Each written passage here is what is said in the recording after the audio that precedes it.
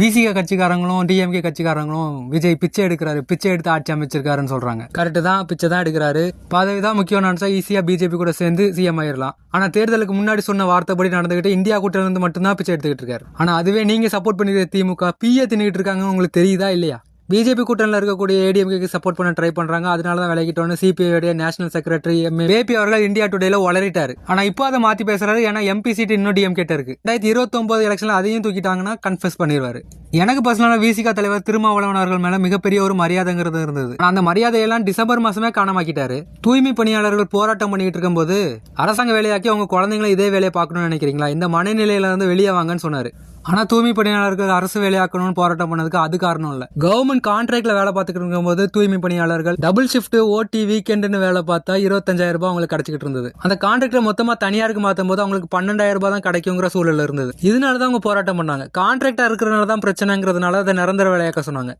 ஆனா அந்த மக்களை போலீஸை விட்டு அடிச்ச திமுகவுக்கு தான் விசிகா முட்டு கொடுத்துக்கிட்டு இருந்தது. எவனாவது தான் புள்ள குப்பாளணும்னு ஆசைப்படுவானா சார்? மாசம் 12,000 ரூபாய் சம்பளத்தை வச்சுக்கிட்டு அவன் குழந்தை எப்படி சார் ஸ்கூலுக்கு அனுப்புவான்? திமுக போட்ட திட்டம் நடந்தாதான் அவனுடைய அடுத்த தலைமுறையும் குப்பாளணுங்கிற சூழ்நிலைக்கு போகும். இது எல்லாம் திரும்ப அவர்களுக்கு தெரியாமலாம் இல்ல. கூட்டணி தர்மங்கிற பேர்ல அவங்களுக்கு முட்டு கொடுத்துக்கிட்டு இருந்தாரு. அதுலயே அவர் மேல வச்சிருந்த பாதி நம்பிக்கை எனக்கு போயிருச்சு. மீதி நம்பிக்கையை கார் மேல முதல்ல பைக் இன்சிடென்ட்டை வச்சு முடிச்சு விட்டாரு. அது பார் கவுன்சில் இருக்கக்கூடிய ஏரியா. லாயர்ஸ் அதிகமா நிக்கிறதுனால எப்பவுமே அந்த ஏரியா கொஞ்சம் நெரிசலா தான் இருக்கும். ஒரு லாயர் ஒருத்தர் ஸ்கூட்டர்ல ஸ்பீட் பிரேக்கர் ஏறி இறங்கும் போது இவரோட கார்ல லேசா தட்டிட்டாரு. அதோட டிரைவர் ஏதோ திட்டிருப்பார் போல, பதிலுக்கு இவரும் ஏதோ பேசியிருக்காரு. உடனே திரும்பவோட கார்ல இருந்த கட்சி தொண்டர்கள் அந்த வக்கீல போட்டு அடிக்க ஆரம்பிச்சிட்டாங்க. அவரும் தன்னோட உயிரை காப்பாத்துறதுக்காக பார் கவுன்சிலுக்குள்ள ஓடுறாரு. பார் கவுன்சில போலீஸ் தடுத்ததுனால அவர் தப்பிச்சாரு, இல்லன்னா கண்டிப்பா செத்துருப்பாரு. திரும்ப கார்ல இருக்காருங்கிற காரணத்தினாலதான் அவரோட கட்சி தொண்டர்கள் இப்படி நடந்திருக்காங்க. ஒருவேளை காரை விட்டு பட்டுன்னு இறங்கி என்னடா இப்படி பண்றீங்க போப்பா அப்படின்னு சொல்லி விலக்கி விட்டு இருந்தாருன்னா அவர் ஒரு பெரிய மனுஷன் நான் மதிச்சிருப்பேன். ஆனா தான் மனுஷனே இல்லங்கிற சம்பவம் நடந்த சில நாட்கள்ல நிரூபிச்சாரு.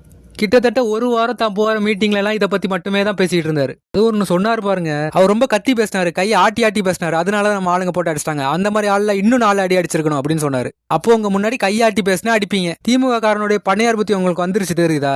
அவர் ஒடுக்கப்பட்டவன் தெரிஞ்சு என் முன்னாடி கையாட்டி பேசுறியா, இரு பிசி அரெக்ட் போடுறேன் அப்படின்னு சொல்லி அந்த மக்களை பாதுகாக்கிறதுக்கு உண்டான சட்டத்தை உங்களுக்கு ஆயுதமா பயன்படுத்துவீங்க. இன்னும் 4 அடி அடிச்சிருக்கணும்னா இப்போ கூட இருக்கிறவங்கள குண்டர்களா தானே பயன்படுத்திக்கிட்டு இருக்கீங்க.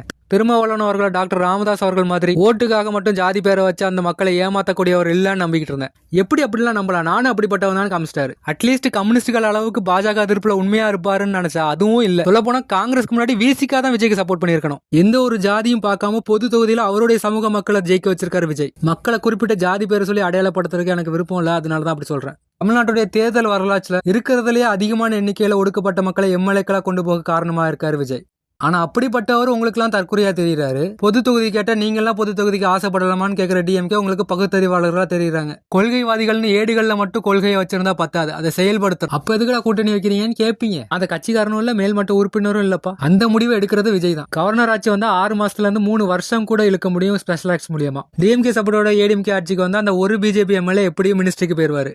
அது டெபுட்டி சிஎம்மாவும் இருக்கலாம், எஜுகேஷன் மினிஸ்டராவும் இருக்கலாம். வர்ணசாஸ்திர அடிப்படையில குலக்கல்வி கொண்டு வந்தா எப்படி இருக்கும்னு எஜுகேஷன் மினிஸ்டர் சென்ட்ரல் பார்லிமெண்ட்ல பேசிட்டு இருக்காரு. இப்படிப்பட்ட ஒரு கட்சி நம்ம ஸ்டேட்டுக்கு ஆட்சிக்கு வந்தா அதுவும் யூபி மாதிரி தான் ஆகும். அதை கூட ஏதாவது எதிர்கட்சியா இருந்து சமாளிக்கலாம்னு வச்சுக்கோங்களேன். கவர்னர் ரூல் வந்தா முழு கண்ட்ரோலும் கவர்னருக்கு போயிடும். யார்ட்டையும் எதுவும் கேட்க தேவையில்ல. 3 வருஷத்துக்கு ஸ்டூடெண்ட்ஸ்ல புக்ல எல்லாம் சங்கீதமா மாத்தி வச்சா யாரால தடுக்க முடியும்? அதனாலதான் இப்படி பிச்சை எடுத்துக்கிட்டு இருக்காரு. எனக்கு தெரிஞ்ச மக்கள்கிட்ட வேணும்னே அவர் பேரை கெடுத்து விட்டுட்டு ஒரு 6 மாசம் 1 வருஷம் வெயிட் பண்ணி ஒரு நடிகனுக்கு ஆட்சியை கொடுத்தா இப்படிதான் இருக்கும்னு மக்களை வெறுக்க வச்சு அதுக்கப்புறம் ஆட்சியை கவுத்து விடுவாருன்னு நினைக்கிறேன். நான் பேசுறதான் கேட்டு தற்கூரி அணில்னு சொல்லுவீங்கல்ல, உண்மைதான். நான் ஆல்மோஸ்ட் அணிலாவே மாறிக்கிட்டு இருக்கேன். ஆனா அவருடைய படம் பார்த்து அணில் ஆகாதவன பாலிடிக்ஸ் வச்சு அணில் ஆகிட்டாரு. இதே உண்மையை நேர்மை அவருக்கு கடைசி வரைக்கும் இருக்கணும். அதோட அவர் சொன்ன வாக்குறுதிகளை நிறைவேற்றுறதுக்கு அவருக்கு திறனும் சூழலும் அமையணும்னு வேண்டிக்கிறேன். ஆனா திரும்ப அவர்களை விட மோசமா மக்களை ஏமாத்துறது யாருன்னு தெரியுமா? அடுத்ததான் நம்ம நாம் தமிழர் தம்பிகளுக்கு அதை பத்தி ஒண்ணு சொல்லணும். அதை அடுத்த வீடியோல சொல்றேன்.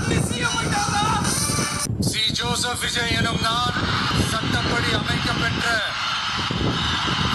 இந்திய அரசியல் அமைப்பின்பால் உண்மையான நம்பிக்கையும் மாறா பற்றும் கொண்டிருப்பேன் என்றும்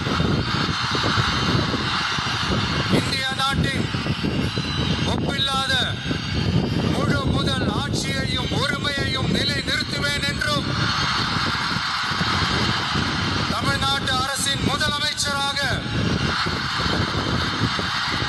உண்மையாகவும் முழச்சான்றின்படியும் என் கடமைகளை நிறைவேற்றுவேன் என்றும்